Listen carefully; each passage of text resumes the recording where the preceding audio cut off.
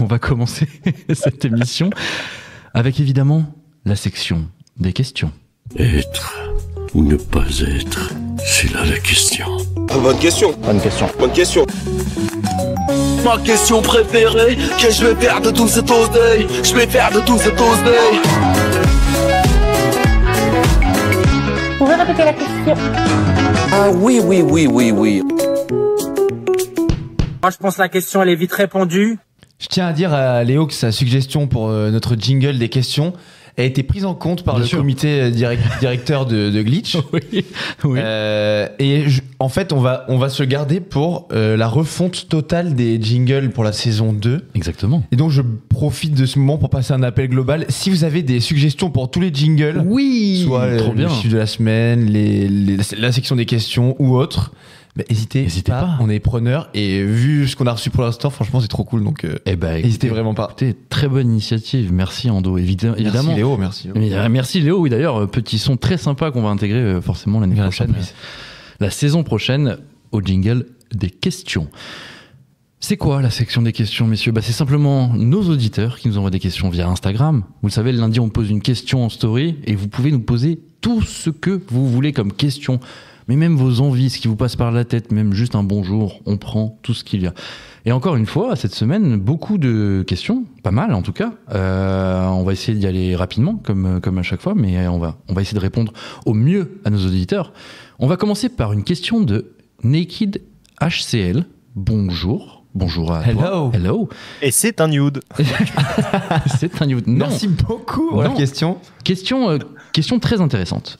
Najat Vallaud-Belkacem recommande un rationnement d'Internet. Qu'en pensez-vous? Najat Vallaud-Belkacem, on le rappelle, c'est une ancienne ministre de l'Éducation. Elle parle assez rarement un peu dans les médias, mais on l'a entendu récemment justement sur cette thématique. Donc, recommander un rationnement d'Internet. Alors ça, j'ai vu passer ça, je me suis dit, bon, déjà, c'est inapplicable de base, donc comment est-ce que vous voyez ça? T'as vu ça, Zach, ou pas? Moi, j'ai vu ça. Au début, je me suis dit, c'est pas si con que ça, parce que c'est vrai que ça limiterait l'utilisation du smartphone, qui, à mon sens, est utilisé de façon un petit peu déraisonnable. Donc, c'était vraiment ma première pensée. Je n'ai pas vraiment réfléchi de fond en comble, mais après, je me demande la faisabilité, comment elle compte faire, c'est-à-dire, est-ce que ça se jouerait au niveau des opérateurs, et du coup, tout le monde irait à se connecter à du Wi-Fi. Elle parle juste des données mobiles, ou elle parle des données Wi-Fi aussi? Ah bah ouais, non, mais il n'y avait pas vraiment... En vrai, en plus, il n'y avait pas énormément de détails. Elle n'avait pas de solution à apporter concrètement. Mais ça voudrait dire quoi? Ça voudrait dire... Moi, je pense qu'en fait, la vraie problématique, c'est pas vraiment Internet, c'est les écrans, non? Moi, je pense qu'au final, oui. Si on veut s'attaquer à un problème majeur chez les jeunes, en ce moment, oui, c'est ça. Bah ouais, surtout à un certain âge, etc. Après, Internet en soi... Est-ce que c'est vraiment le problème? Alors oui, il y en a évidemment plein, mais je pense qu'elle faisait référence aux écrans, non? Parce que... en tout cas, elle parlait d'Internet, ça c'est certain. Ok. Mais t'as raison, Zach, c'est plus un effet d'annonce, une mesure forte qu'elle voudrait, j'en sais rien, proposer, etc. Mais je vois pas l'utilité sur le papier, et tu as raison. Encore moins le fait que ce soit applicable. Ce n'est pas applicable du tout. On connaît tous les moyens déjà détournés pour se connecter à Internet, déjà à l'étranger, avec les VPN, des choses comme ça. Tout le monde trouvera un moyen de se connecter. Enfin... Je comprends pas. Non, ça va pas dans le bon sens. sens. Genre Internet, par exemple, genre tu bosses et dans ton environnement de travail, il y a la Wi-Fi, c'est Internet. Tu vois, déjà, bien sûr. Commence à rationner ça, c'est complètement débile. Ouais. Donc je pense que si elle parle en tout cas des écrans, c'est mal formulé et en fait on s'arrête au fait que c'est relativement infaisable, non? Mais c'est à visée écolo ou c'est à visée... Alors visiblement, ce qu'elle avance aussi, c'est qu'en gros, si tu as un nombre de données limité par semaine, par exemple, ça va te forcer à pas faire de la merde. Premièrement avec ton compte internet, genre faire, j'en sais rien moi, du contenu haineux ou des fakes. Ok. Et tu vas en gros rentabiliser ton contenu, rentabiliser tes données en priorisant pour faire les trucs importants de la vie de tous les jours. D'accord. Que ce soit le travail, etc. Mais déjà c'est compliqué et compliqué à mettre en place aussi. Et on serait pas loin de la mesure la plus impopulaire de l'histoire de notre République, si ce n'est plus. Mais très clairement pour moi ça va pas du tout dans le bon sens. Après, si elle soulève des problèmes au niveau écologique, comme disait Zach tout à l'heure, elle a pas tort. Enfin, mine de rien, c'est énormément de déchets, tu vois, les consommations de mails notamment. Bien sûr, les mails, souvent, mais on en parle bien. Non, il y a ChatGPT aussi, les gars. Il y a une étude qui est sortie là récemment, genre comme quoi ChatGPT, une requête ChatGPT, c'est l'équivalent de je sais pas combien de dizaines de mails. Ah ouais? En termes écolo, ouais. J'étais même pas au courant. Ouais. Figure-toi que j'ai appris un truc. Et déjà, le stockage des mails, t'en parlais en dos, mais ouais, vous qui n'effacez pas vos mails, je sais pas de quel team vous êtes, vous. Mais en tout cas. J'avoue, non, moi je fais partie de cette team-là, je suis un gros pollueur de mails. Hein. Mais ouais, si t'as je ne sais combien de mails stockés, bah, ils sont stockés quelque part. Tu sais combien j'ai de mails dans ma boîte mail pro là? Ouais. J'en ai 69 000. Ouais, je crois que je suis pas loin non plus. Ouais. On est honteux. Bah, d'un côté, on en reçoit tellement par jour, mais vraiment, enfin. Ouais. C'est vrai, c'est mais ouais, écoutez. Bon, non, Najat. On n'est pas pour en tout cas. On n'est pas pour, et merci pour cette idée. On repassera. Une question de Léo Davant. T'as le sang. Le sang. Vous préférez savoir parler toutes les langues du monde ou parler avec les animaux? Ah oui, on change de décor là, on change, on change d'ambiance. Zach? Les animaux, cash. Les animaux cachent, ok. Moi, toutes les langues du monde cachent. Ok. Moi, je pense que les langues du monde, dans 10 ans, il y aura plus besoin. Parce qu'on aura quoi? On parlera tous anglais? Ou... On a déjà des outils qui traduisent instantanément et je pense que ce délai va se réduire de plus en plus et ce sera plus une barrière pour les gens. C'est vrai, ouais, vous avez vu ça, l'application où tu mets ton téléphone devant et ça traduit. J'ai vu. C'est incroyable. Après, j'avoue, moi, j'ai pas d'animaux domestiques, j'en ai jamais eu. Donc peut-être j'ai pas ce rapport-là aux animaux qui fait que j'aurais aimé discuter avec un chien, par exemple. Ouais, mais tu vois, jamais ressenti ce besoin-là. Zach m'a convaincu. Je pense que les animaux. Après, ça reste 10 ans de perdu quand même avant de savoir tout traduire. Alors que moi, pendant ce temps, mon pote. Ouais. Discuter avec tout le monde. Ah ouais, tu discutes avec tout le monde. Yes. Bon, ça va, tu parles déjà espagnol. Il y a que ça qui te sert, toi. Tu vas que dans les pays où ça parle espagnol. Je parle anglais un peu. Oui, bien sûr. Mais il est sociaux maintenant. Il est sociaux. Je parle pas encore catalan. Putain, la honteux. Aïe. Et pas basque. Pour moi, les animaux aussi, du coup, comme Zach. Nous avons une autre question de Hugo F64. Et des avis sur la nouvelle série La Fièvre, si certains l'ont vu. Je recommande, dit-il. Ah, stylé. Est-ce que vous l'avez vu? Non, je l'ai pas vu. Okay. Non. Bon, ça parle de quoi? Je suis encore le seul. T'as le con. Je suis avoir passé du temps devant. La Fièvre. Ça parle, en gros, on part d'une récompense, d'une remise de prix. Il me semble que c'est la remise de prix de la LFP. Trophée UNFP ou un truc comme ça, là. Exactement, ouais. Et il y a un petit scandale durant la cérémonie. J'ai vu. Où il y a un joueur qui insulte un de ses entraîneurs, je crois, et qui l'insulte en disant espèce de Babtoua ou je ne sais plus quoi. Et à partir de là, ça c'est le point de départ, et à partir de là, tu vois tout l'emballement médiatique autour d'une petite vidéo, d'un petit moment, etc. Et tu as un petit peu tous les points de vue, que ce soit le conseiller en com du joueur, le conseiller en com du club. Et puis, tu as même d'autres participants. Où, par exemple, tu as une influenceuse un peu d'extrême droite qui prend part à ça aussi. Enfin, en gros c'est sur la com et le foot. Ouais. Bah, pas forcément genre le foot. Anatomie d'un scandale, quoi. Anatomie d'un scandale, ouais, exactement. Pas mal. Mais le foot, en vrai, que ce soit dans le foot ou pas, c'est juste un prétexte, quoi. Ok. Ça aurait pu être un peu n'importe où, dans une institution un peu médiatisée. Bah, écoute, moi, non, je recommande pas du tout pour l'instant. Mais vraiment pas. Ok. Genre, Walou.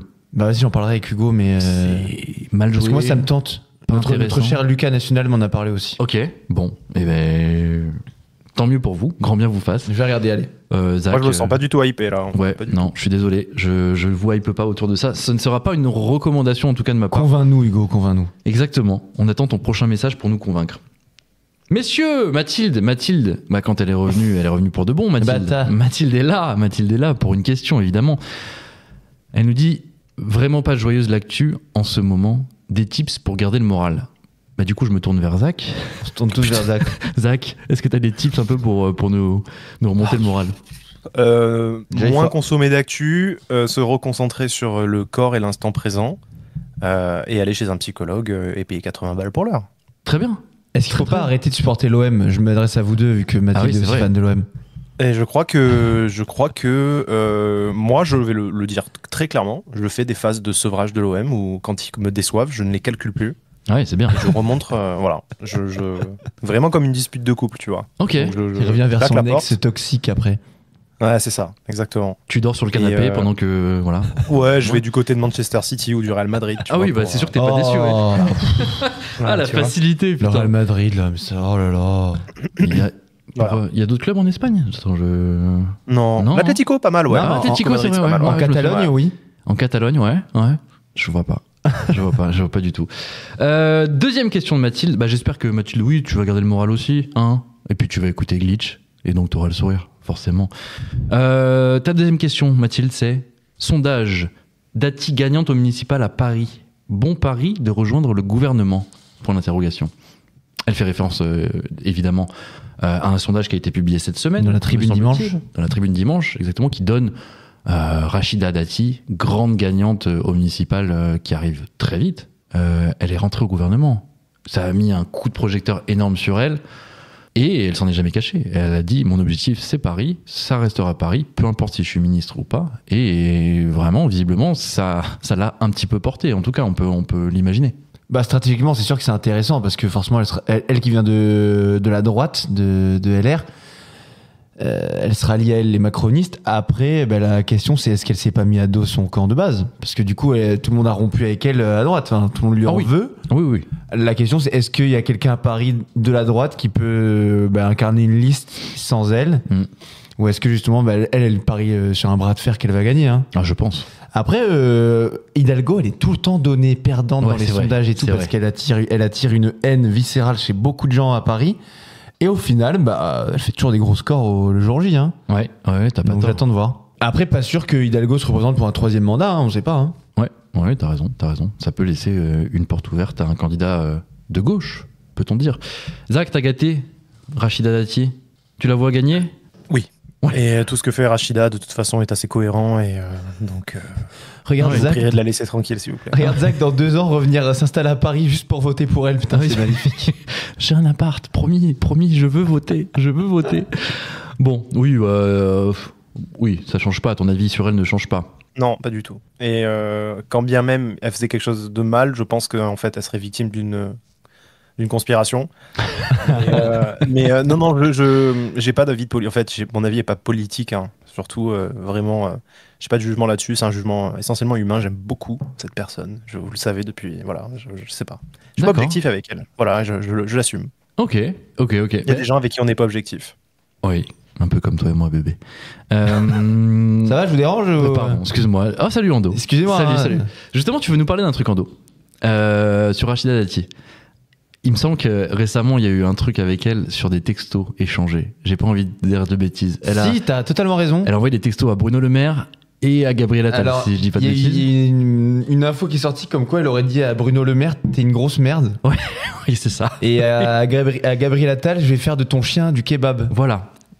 Peu ou prou les termes. Et le plus drôle dans l'affaire, donc, c'est qu'elle a démenti l'un des deux. Mais pas les deux. Mais on sait pas lequel. Donc là, si elle a démenti t'es une grosse merde à Bruno Le Maire, mais elle a pas démenti ton chien le kebab pour le Premier ministre. Ok. C'est très, très marrant. Et pour info, quand même, pour montrer que c'est une femme très surprenante et imprévisible, elle a enregistré récemment un Planet Rap qui va bientôt être diffusé. Mais non. Et donc, on va voir Rachida Dati dans un Planet Rap. Alors, je sais pas si elle aura un gros cône allumé.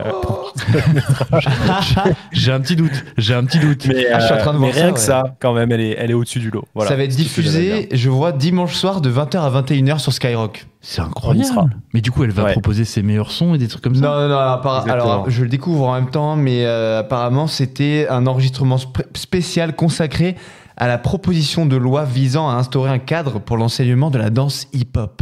Ok, trop bien.